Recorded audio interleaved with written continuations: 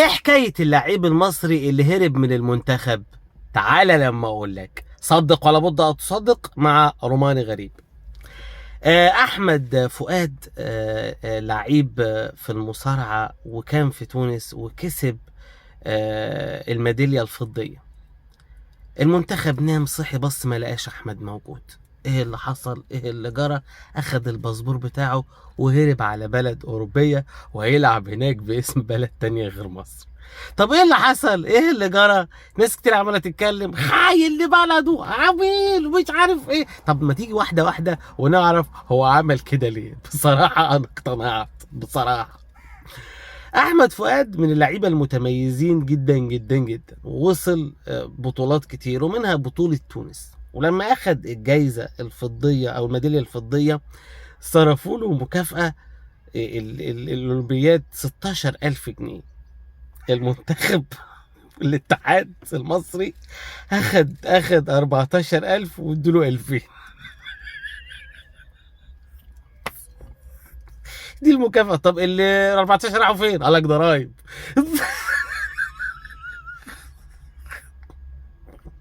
المنتخب خد منه ضرايب 14,000 جنيه. قام اخد شنطته وباسبوره وطيرانها بقى على ايه؟ على فرنسا، هيلعب هناك. اللعيبه اللي زي دول يا جماعه بيجي لهم عروض كتير جدا، خصوصا من الدول الاوروبيه. تعال العب معانا، مش عارف كذا. ابوه بيتكلم في مع الميس الحديدي، بيقول لها ابني بيقبض من الاتحاد 2000 جنيه. طب 2000 جنيه يا جماعه ممكن يعملوا ايه مع لاعب اولمبياد زي ده؟ الناس دي لازم يتصرف عليها كويس. الناس دي ليها نظام غذائي معين، ليه لبس معين. ده ابوه بيقول ده بيستلف لا مؤاخذة الشوز بتاع صحابه علشان يروح، بيستلف اللبس من صحابه عشان يروح. وابوه راجل بسيط زينا سواق توك توك. ازاي الاتحاد ما يهتمش بالناس اللي زي كده، الناس اللي بتجيب له بطولات، الناس اللي بترفع اسم البلد عالي؟ ازاي ما نهتمش بيهم؟ ايه الكلام ايه الكلام اللي احنا بنسمعه ده؟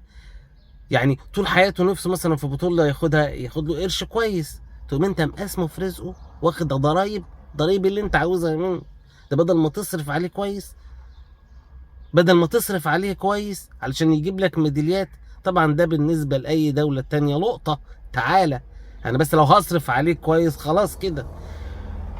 بجد بجد، بعد الموقف ده احنا عرفنا اللعيبة بتروح فين، المواهب الكويسة بتروح فين. المواهب الكويسة المصرية بتتسرق مننا، بتتسرق مننا يا جماعة، عشان احنا مش قادرين نقدر المواهب بتاعتنا.